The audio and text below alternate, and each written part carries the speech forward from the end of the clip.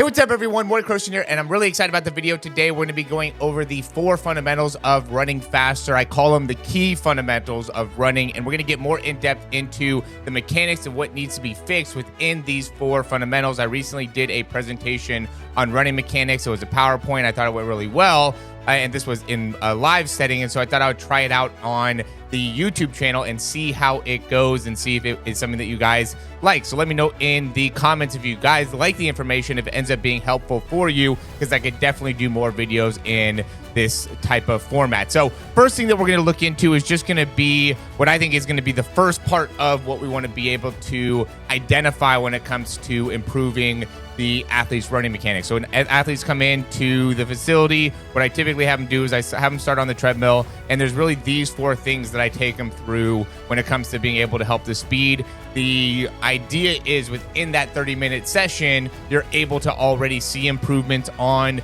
the treadmill with your speed, but then from there, we start to get more into some of the key areas that need to improve. And every athlete goes through this kind of 4-step system to be able to improve their sprinting, and it's always about just continuing to get better within this 4-step system, 4-step process. So first thing we're looking at is the height when the foot is coming off the ground. So you can see I circled both athletes, and really they're doing a good job. Sometimes I'll see athletes that have a hard time even just getting into a good position with their foot here. So they'll have like their heel down a good amount. This athlete isn't bad there, but we could see at that time period when the foot is coming off the ground, we want to see the knee up, right? So you can kind of see like a 90-degree angle here. And then we also want to see the toe in a good position. Doesn't need to be all the way up, but it needs to be pretty close to all the way up. The height really makes a big difference. And this is a good time to be able to see, what are we doing with the arms? What are we doing with the spine? You can see much more leaned over with the spine in comparison to upright.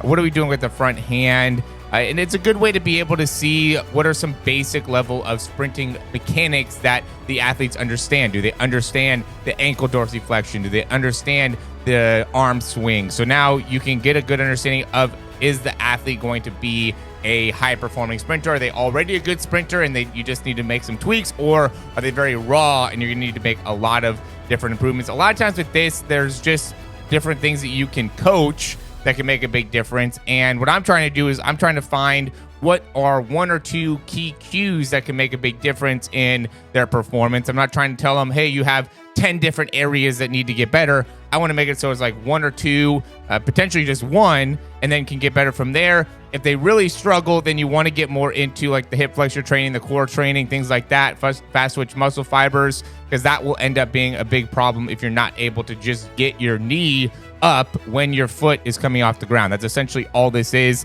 as well as just getting your arms into a good position, spine into a good position. Now we start to get a little bit more into some of the complex parts of being able to improve the speed. First thing is going to be the push off. How is our foot leaving the ground? I use this athlete for these first 2. He does a really good job. I could probably leave him or use him for all 4. He's in the 10th grade, is expected to run under 11 seconds, probably mid-10 to be honest with you, in the 100-meter. We'll see what he ends up doing, but he does a lot of things really well, and so we're looking forward to being able to see his upcoming season. And so there's a lot of things that he does good. We can see with the push-off here, he's getting that foot all the way back as opposed to having the foot further down. Now, in this stage, what we'll see is a lot of times athletes will struggle. This is like the backside of the leg cycle, and we'll see a lot of athletes that will struggle in being able to lift their foot up very high. And so if you have an issue with the stride length or even the amount of force you're generating to the ground, a lot of times that has to do with the height of the foot. And so we want to be able to address that by effectively pushing off the ground. And this is going to be both a timing thing as well as a power thing. And so just being able to understand what that feels like to get that toe all the way back. I mean, you could do things like butt kicks where you could really focus on that extension. I also am a lot of times using like broad jumps, pushing off with a band behind, like using some type of Raptor. A lot of times I'll use the sleds, just really emphasizing the push off action during a calf raise, a bent knee calf raise. It could also be the range of motion within the glutes, within the hamstrings, because when you do this well, when you get good extension here, you have to be using the calves, you have to be using the hamstrings, you have to be using the glutes. People that are stuck here are primarily a lot of times just using those hip flexors and are therefore very, really tight and are often very weak within the calves, very weak within the hamstrings, or weak within the glutes. And this is a great way to improve your turnover speed. How fast are your legs cycling? Because what essentially has to happen, I'll go more in depth into this, but when your foot hits the ground, you have to be very quick in getting that heel up and then pushing forward to make it so then we can cycle your foot right back through to then generate a lot of power into the next step. If you're delayed with the foot contact time, you're spending too much time on the ground, that means you're not effectively pushing off of the ground and not effectively using your feet while your foot's on the ground to make it so then you could be quick with your leg cycle. So you have to understand the proper utilization of the foot to be able to optimize your push off. Then that takes us into the third one, which is really, how you're pushing off the ground. So when you're pushing forward with your body, what you're going to see is the ability to then cycle the leg quickly and get the foot out in front of the treadmill here, or out in front of the knee, is what a lot of times what I'm looking for when it comes to the running mechanics when looking at people on the track or on the field. We need to get the toe and foot out in front of the knee. You could see again the angle, 121 degrees as compared to 87 degrees here. And then also getting the toe to come up into the air, 30 degrees here compared to 1 degree here. So this is a great way to be able to better understand ground force, how to generate more force into the ground, how to be able to be more effective with your ankle as you're striking the ground. So you're actively trying to lift up with the foot, actively trying to pull down as your foot's striking the ground. This is going to be able to translate into more horizontal force in comparison to just pure vertical force, and also make it so you can stay a lot faster. But as the foot's coming through, we also want to be active with the ankle dorsiflexion. That's a big thing that you have to understand on this one. And then the last thing where what we want to be able to potentially improve is ankle range of motion, hamstring range of motion, quad strength, hip flexor strength, anterior tibialis, the muscles on the front of the shins. Again, we'll get more into that.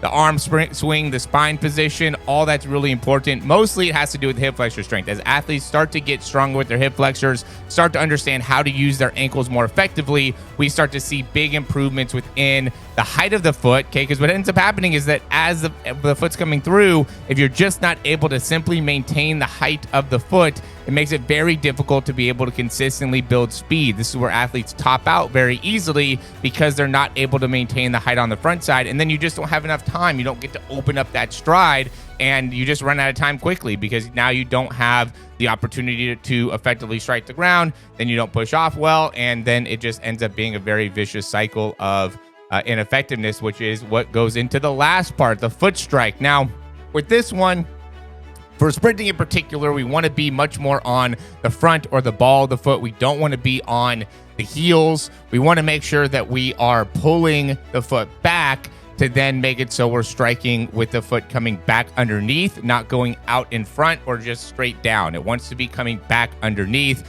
And when we are doing this here, you can see with the angles, we want to make sure that the knees are fairly tight here. Notice how far apart the knees are here. That's going to make it so then the turnover speed is just too long.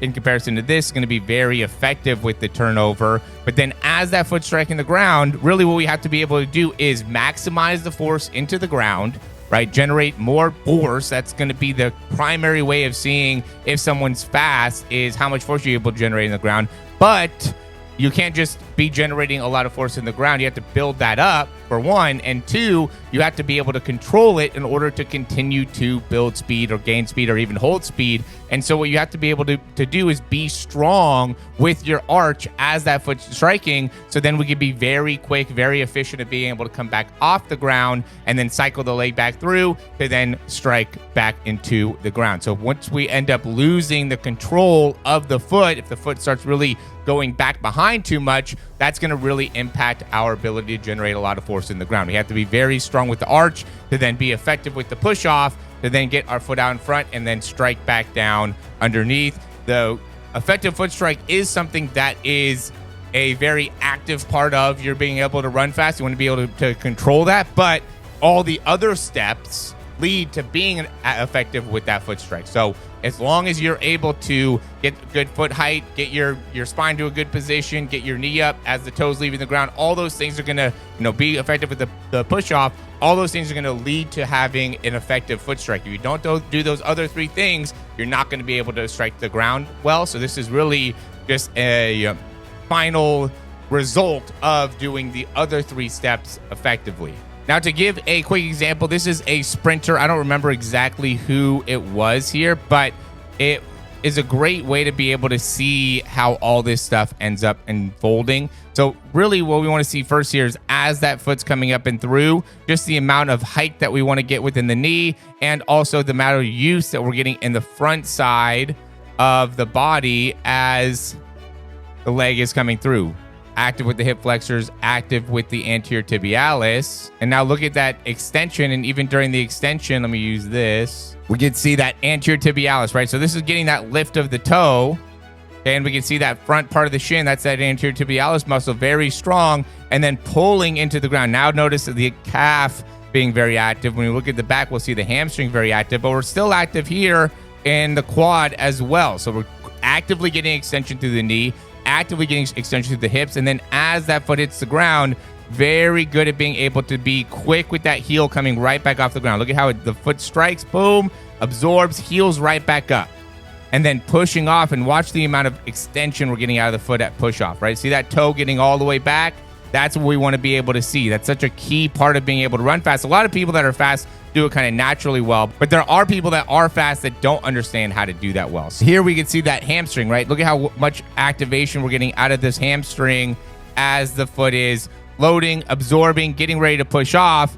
Very forceful with that ability to push off there. Through here, though, not a ton of hamstring activation. This is where we're going to be seeing a lot more quad activation. You can kind of see some of the red there as it's coming through, right? We could see some red right in here, okay? And that just shows that the quad is going to be very active during that stage. And then we get back to this part here, and just again, notice the range of the foot, right? We're here, we got a lot of range out in front, and then as that foot's striking the ground, now we're getting back into kind of this range. So that's how much range of motion went through, 155 to 29. So essentially, it'll be 25, right, to get up to 180. Okay, because we have more of an upward angle, to then 29 here. So almost 55 degrees of range of motion difference as he's striking the ground, right? Going all the way up from here in the foot. And this is the key to the foot strike, to then getting out in front. But notice how far in front the shin is